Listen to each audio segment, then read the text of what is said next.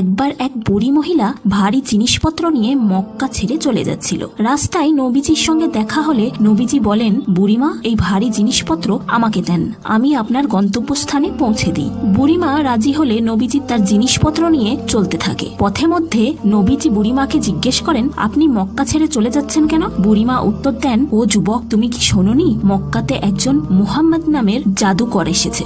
কোনো মানুষ তার সঙ্গে দেখা করলে তাকে বশ করে নেয় ও সে মুহাম্মাদের খোদাকে মানতে শুরু করে।